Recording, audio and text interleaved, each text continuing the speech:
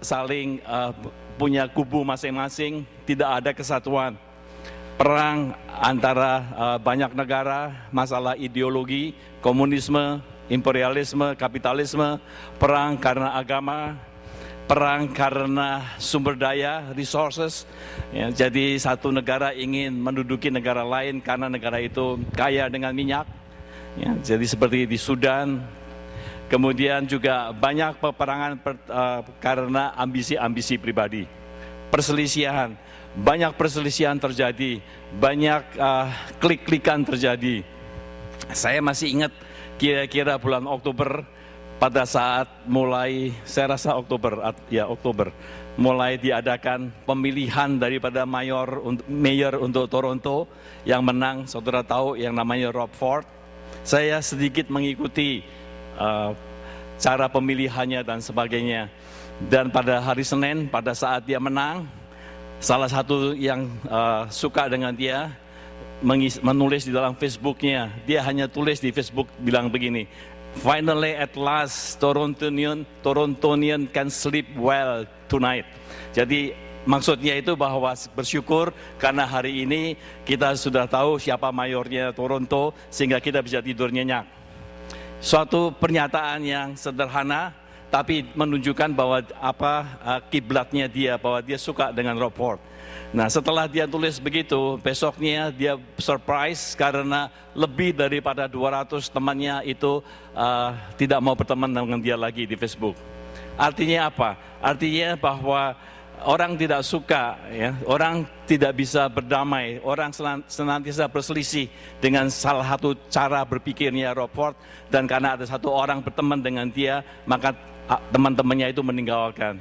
Jadi kita sering kehilangan teman dan sebagainya, sering ada perselisihan, sering ada perseteruan, sering ada perang. Bukan hanya negara, bukan hanya bangsa, bukan hanya komunitas, tapi di dalam rumah sendiri pun kita sering berselisih. Tidak ada damai di dalam hidup kita. There is no peace in our heart. There is no peace in our life. There is no peace in our home. Dan saya percaya sebagai manusia yang diciptakan Tuhan, kita tidak akan dapat beroperasi secara maksimal di dalam hidup ini kalau tidak ada damai dalam hidup kita. Saya percaya itu. Saudara bayangin, suami istri saling curiga mencurigai, itu energinya itu sudah tersedot untuk membuat barikade supaya tidak disakiti, supaya bisa aman dan sebagainya. Jadi banyak hal terjadi di dalam kehidupan kita, dan saya percaya perselisihan atau pertempuran atau peperangan yang paling besar di dalam kehidupan umat manusia adalah perselisihan karena kita tidak berdamai dengan Tuhan. Saya percaya bahwa sumber daripada segala sesuatunya, ya, perselisihan yang paling utama di dalam kehidupan manusia adalah bahwa manusia tidak berdamai dengan Tuhan. Pada saat Tuhan Yesus datang ke dunia, betul Tuhan Yesus menawarkan keselamatan. Betul Tuhan Yesus menawarkan segala hal yang perlu dilakukan oleh umat manusia di bumi ini supaya manusia bisa menanggulangi segala masalah-masalah, supaya bisa hidup baik di dalam kehidupan ini. Betul Tuhan melakukan itu. Tapi di atas segalanya itu, apa yang Tuhan lakukan pertama kali di dalam kehidupan manusia adalah Tuhan Yesus membawa perdamaian. Tuhan Yesus mendamaikan manusia dengan Allah Bapa. Karena tanpa ada perdamaian, tanpa ada ministry of reconciliation dari Tuhan Yesus untuk umat manusia akan lost, umat manusia tidak akan tahu sebenarnya apa tujuan mereka di dalam hidup ini. Karena kita diciptakan Tuhan, dan karena kita diciptakan Tuhan, hanya Tuhanlah yang berhak menentukan untuk apa tujuan hidup daripada manusia, bukan manusia sendiri.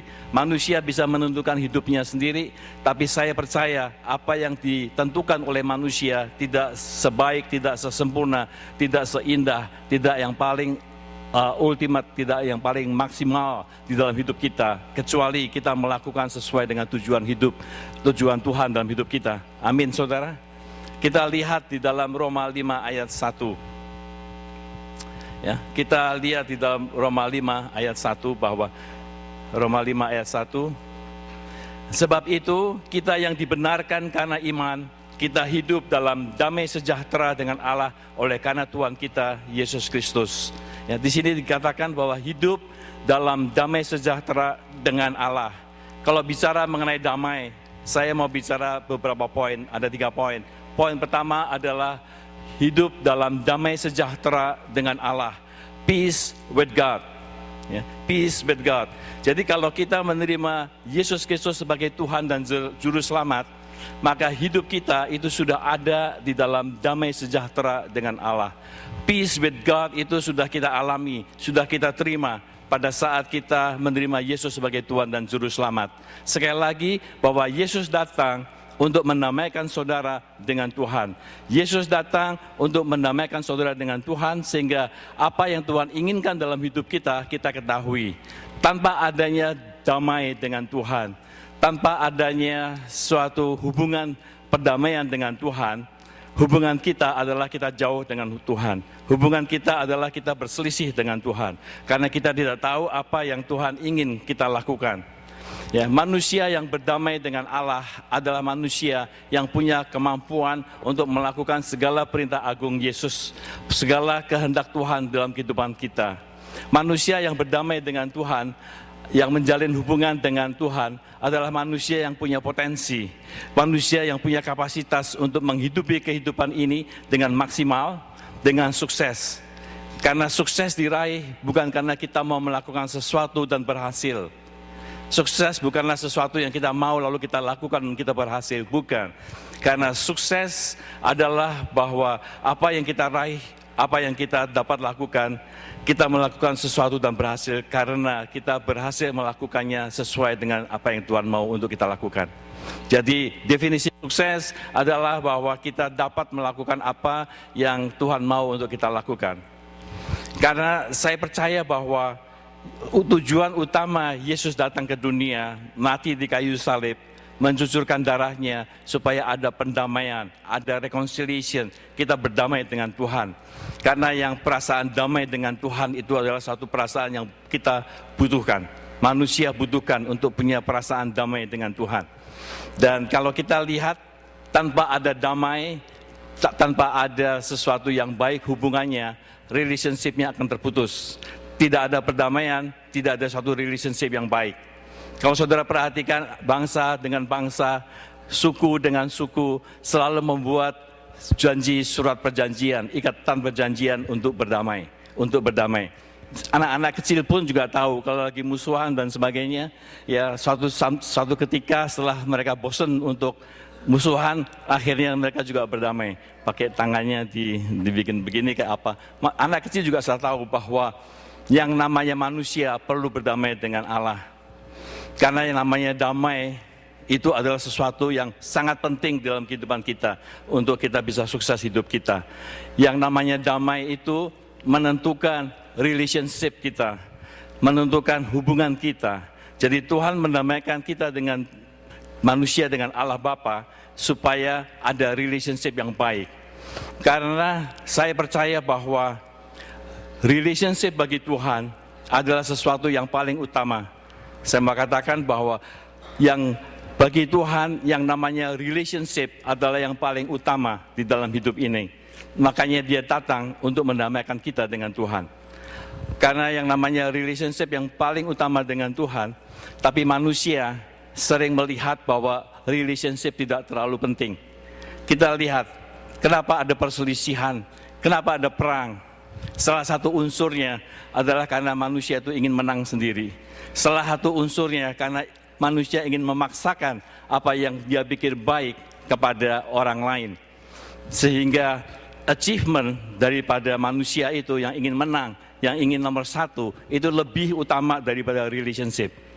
Sesuatu perkawinan antara suami istri, suatu hubungan antara orang tua dengan anak, suatu hubungan kerja antara supervisor dengan anak buahnya, sesuatu hubungan antara pengerja, antara jemaat dengan leaders daripada gereja, apapun juga.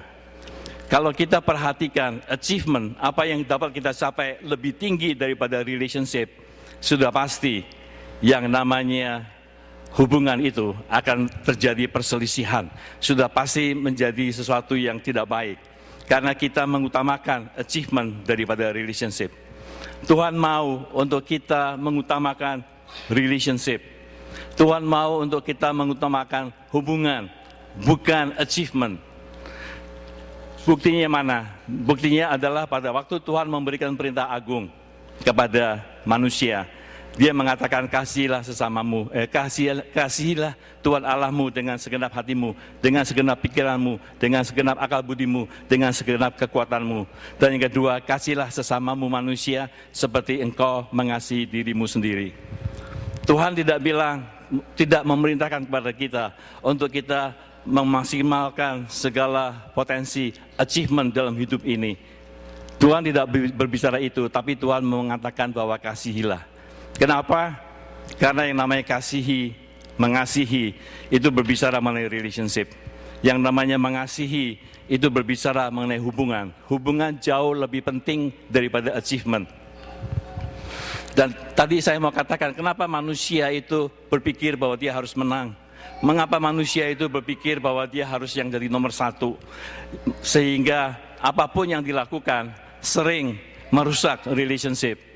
Jadi sering kita dengar bahwa kita sering mengasihi things, material, atau apapun yang kita mau capai dan menggunakan manusia. Tapi lebih baik kita mengasihi, menjaga hubungan, mengasihi manusia dengan menggunakan material. Ya, sering kita terbalik, karena yang namanya achievement, yang nomor satu adalah kita harus menang, kita harus lebih dulu, harus yang nomor satu yang harus menang, dan relationship itu nomor dua. Tapi Tuhan balik, Tuhan mau untuk kita punya relationship yang baik dengan sesama. Amin, saudara. Relationship is number one. Ya, karena itulah yang Tuhan mau dalam hidup kita. Dan tadi saya katakan, perselisihan, perang, pertempuran, ketidaksesuaian, ketidakcocokan itu karena kita ingin memaksakan apa yang kita inginkan atau kita mau yang paling benar. Kenapa manusia pengen yang paling benar? Kenapa manusia ingin yang nomor satu? Kenapa manusia ingin yang menang? Karena di dalam dirinya manusia-manusia yang seperti itu memiliki sesuatu rasa tidak aman. Insecurity, rasa tidak aman itulah yang mendorong manusia untuk harus menjadi nomor satu. Rasa tidak aman itulah yang mendorong manusia untuk achieve something, tapi mengabaikan yang namanya relationship. Relationship seharusnya adalah yang utama, baru achievement yang kedua. Itu yang terjadi dalam hidup manusia. Karena saya juga mau katakan bahwa security, rasa aman di dalam setiap manusia bukan dicapai karena kita achieve something. Security, rasa aman, rasa damai di dalam hidup manusia itu dicapai karena kita punya relationship yang benar. Saudara pikir, suami saudara, istri saudara, anak saudara, orang tua saudara, apa yang saudara harapkan dari mereka? Apakah mereka punya relationship yang baik dengan saudara? They are a great lover or a great achiever. Saya percaya yang utama adalah that you need or you want your family to be a great lover. Punya relationship yang baik satu dengan yang lain. Karena tanpa adanya damai, tanpa adanya relationship yang baik, kehidupan kita akan kacau, saudara. Terlalu banyak energi yang keluar hanya untuk memikirkan, untuk memperbaiki rasa damai dalam hidup kita, relationship kita. Dan Tuhan tahu kebutuhan manusia yang paling utama, maka dia datang. Apa yang dilakukan pertama adalah peace with God, berdamai dengan Tuhan. Dengan menerima Yesus Kristus sebagai Tuhan dan Juru Selamat, kita didamaikan dengan Tuhan. Amin, saudara. Yang kedua kita lihat di Yohanes 14:27. Apa yang saudara peroleh dari Tuhan setelah saudara didamaikan dengan Tuhan. Di Yohanes 14 ayat 27 dikatakan, damai sejahtera ku tinggalkan bagimu, damai sejahtera ku berikan kepadamu. Dan apa yang kuberikan tidak seperti yang diberikan oleh dunia kepadamu. Janganlah gelisah dan gentar hatimu.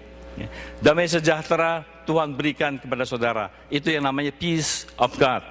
Ada damai sejahtera, berdamai dengan Tuhan, that is number one. Nomor dua, Tuhan berikan damai sejahtera kepada kita. Pada saat Yesus mau naik ke atas, ke surga, setelah selesai pelayanan di bumi ini dan dia sudah bangkit, dia mengatakan kepada murid-muridnya bahwa damai sejahtera yang dari Kristus Yesus, peace of God, itu diberikan kepada kita. Dan dikatakan bahwa damai sejahtera yang dari Tuhan itu tidak sama dengan damai sejahtera yang kita dapatkan, yang kita alami, yang kita rasakan di dunia ini, yang apapun yang dunia ini bisa berikan. Karena yang dunia bisa berikan sifatnya sementara. Karena yang dunia berikan itu tidak memberikan jaminan atau security atau rasa aman di dalam hati kita. Di sini dikatakan, janganlah gelisah dan gentar hatimu. Jangan gelisah dan gentar hatimu. Damai sejahtera dari Allah, peace of God, yang ada dalam hidup kita, itu tidak membuat hati kita gentar, tidak membuat hati kita gelisah. Karena yang namanya gelisah, yang namanya khawatir, yang namanya gentar itu adalah musuhnya iman. Kalau saudara punya iman, hati saudara tidak gelisah, saudara tidak khawatir. Tapi kalau iman tidak ada, pasti yang masuk adalah kegelisahan, kekhawatiran dalam hidup saudara. Dan juga gentar hati kita discourage. Dan damai yang diberikan dunia adalah damai yang punya unsur masih tetap memberikan kegelisahan dan kegentaran di dalam hati kita. 9 November Obama datang ke Indonesia. Saudara kalau lihat di YouTube bagaimana dia berkata beberapa bahasa Indonesia. Dan 9 November hari Selasa, saya rasa hari Selasa itu, ada resepsi makan di Istana Negara. Obama sama SBY. Lalu Obama karena dia pernah tinggal di Indonesia, dia kangen makanan Indonesia. Dia bilang sama SBY, "Can I have good fried rice?" Good fried rice. Si SBY mikir, oke. Terus dia panggil ajudannya, lu pergi ke kebun sirih, lu ngantri karena nasi goreng kambing yang paling enak lu di kebun sirih. Good fried rice, lu beli nasi goreng kambing. Terus si ajudannya pergi, dia beli nasi goreng kambing, dia dibawa, dimakan sama si Obama. Obamanya manggut-manggut, masih enak dia bilang. Terus dia minta lagi, dia minta veal oxtail soup, veal oxtail soup. Si Obama, si SBY, ini sop buntut nih. Terus dia bilang sama ajudannya, pergi ke Hotel Borobudur, di sana sop buntutnya enak katanya. Papanya Herman bilang yang di mana, di dekat Kelapa Gading lebih enak. Tapi ini si Obama dibeli yang dari Hotel Borobudur, sop buntut. Dimakan sama Obama, wah masih enak juga. Terus dia bilang terakhir, I want sing barrel soup. Sing barrel, sorry si SBY bilang, sing barrel, ZINC, sing barrel soup. Dia pikir, dia bingung. Si Obama bilang, good sing barrel soup. Si SBY akhirnya bilang sama ajudan, lu ngerti nggak dia maunya apa?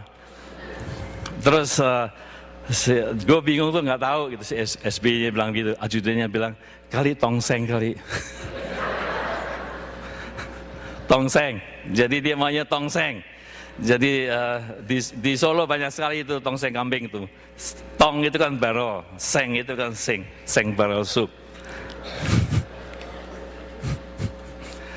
Well, biarpun SBY lega bisa memberikan sesuatu bagi Obama pada saat itu, message-nya adalah bahwa perasaan lega, perasaan peace, perasaan damai, perasaan bisa menyenangkan partner atau tamu, ya itu tidak bisa lama, saudara. Kalau yang namanya peace dari dunia itu sifatnya sementara, tapi peace of God itu sifatnya kekal selama-lamanya. Amin, saudara. Dan saya percaya bahwa yang namanya peace of God, damai yang datang dari Tuhan, itu diperlukan untuk kehidupan saudara. Dalam apapun saja, saudara perlu yang punya damai yang datang dari Tuhan. Karena saya percaya bahwa ini yang terjadi dalam kehidupan saya setelah saya terima Yesus sebagai Tuhan dan Juru Selamat. Saya dulu yang namanya self control itu boleh dibilang sangat minim sekali. Tidak bisa mengendalikan diri sendiri. Ya, bisa marah, kalau sudah marah itu sudah nggak karuan, tidak bisa mengendalikan. Kalau sudah sedih juga sedihnya nggak karuan. Dan saya pikir seorang olahragawan, saudara, kalau saudara lihat, itu pada waktu dia lagi disiplin, pada waktu dia latihan untuk mencapai prestasi yang besar, untuk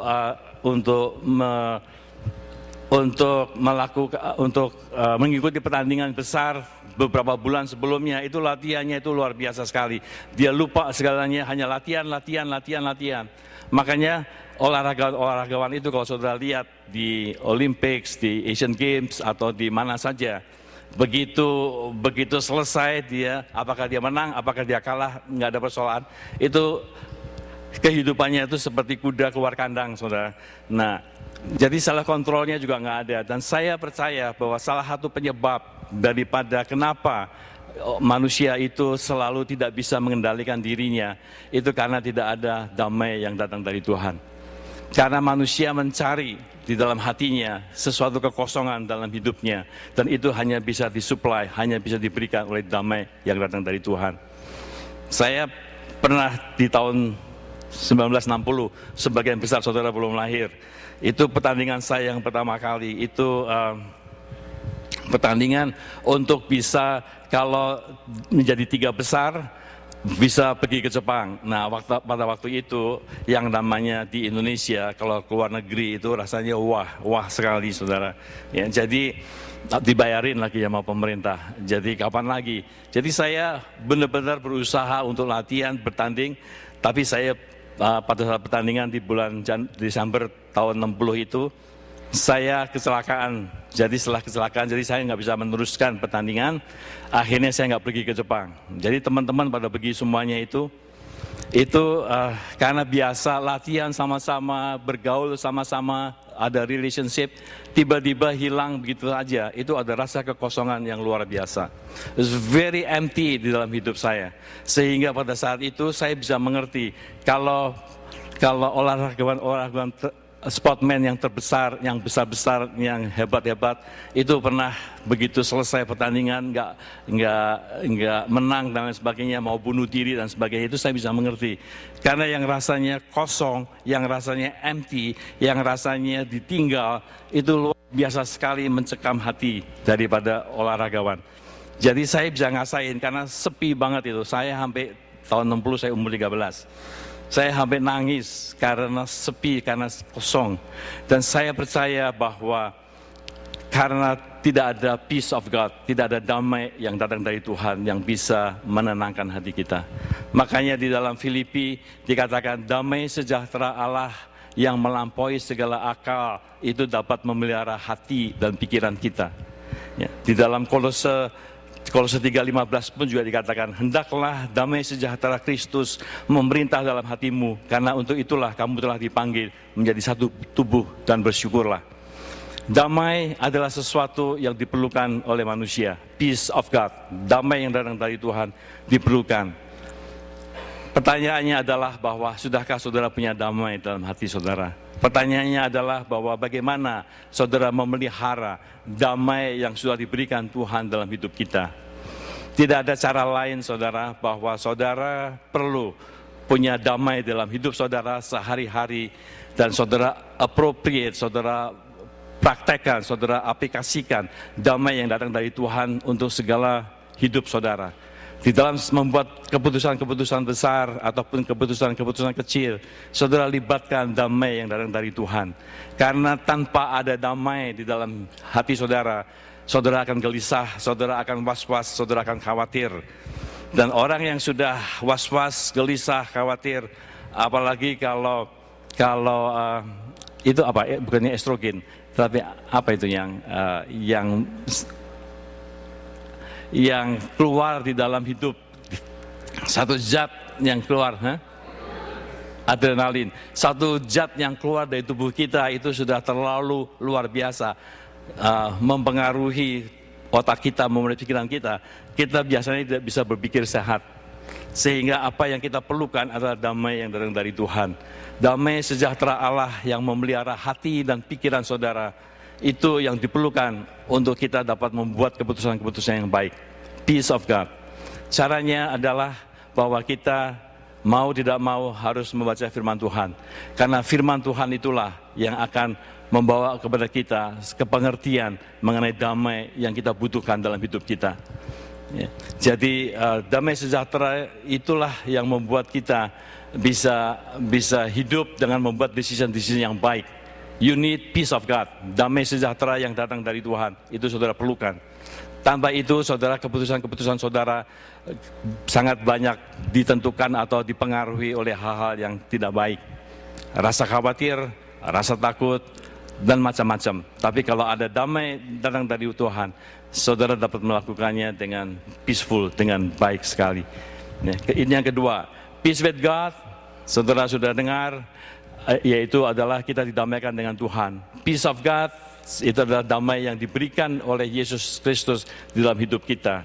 Dan yang ketiga adalah peace with other people. Berdamai dengan manusia yang lain. Ini yang susah. Karena peace on earth, saya percaya adalah jeritan, adalah keinginan daripada banyak manusia di dunia ini.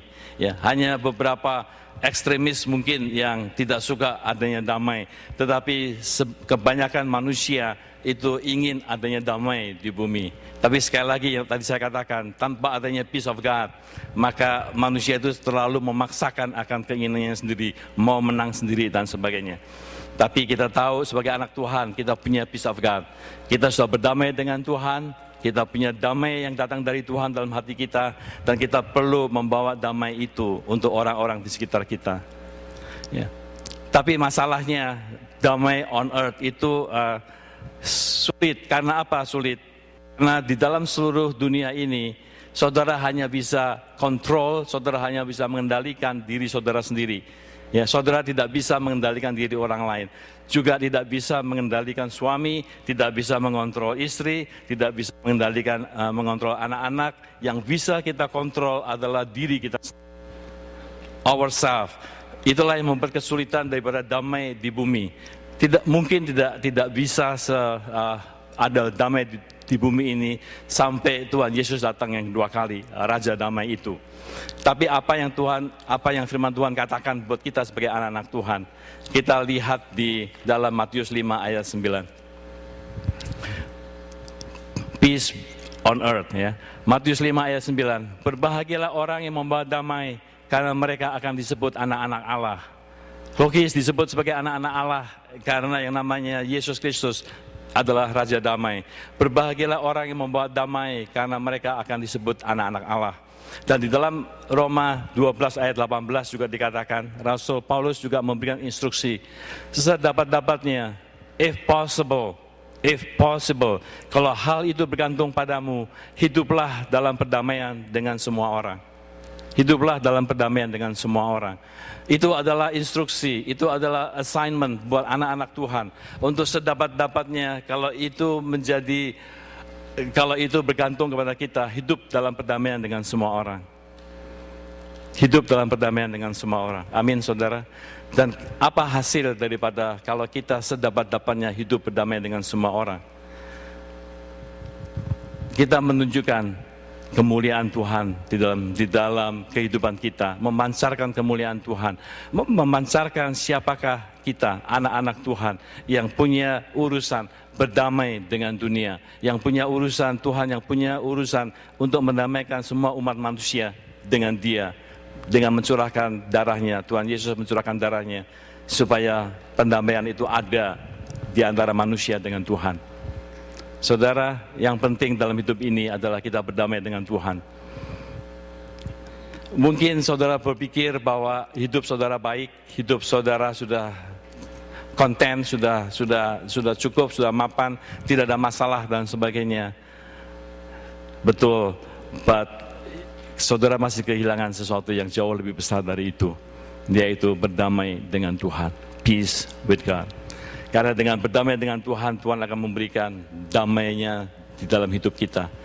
Ya, peace of God itu ada dalam kita. Dan kita sebagai anak-anak Tuhan, kita menunjukkan pelayanan kita, menunjukkan kehidupan kita, memancarkan akan kasih Tuhan, memancarkan akan keinginan kita berdamai dengan banyak orang.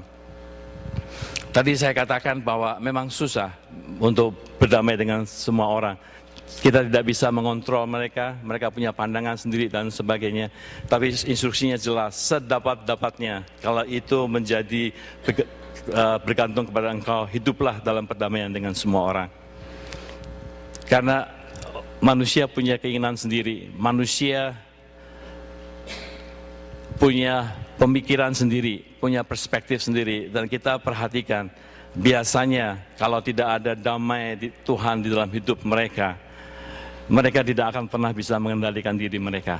Self controlnya itu tidak ada. Kalau orang sampai bisa marah, kalau orang bisa sampai lupa daratan dan sebagainya, because peace of God tidak ada dalam hidupnya yang bisa mengendalikan orang tersebut. Kita belajar dari kehidupan kita. Banyak sekali saya juga tidak bisa mengendalikan diri saya. Tapi pada waktu kita exercise peace of God itu, maka kita bisa mengendalikan diri kita. Orang-orang yang lost self controlnya adalah orang-orang yang tidak punya peace of God dalam hidupnya.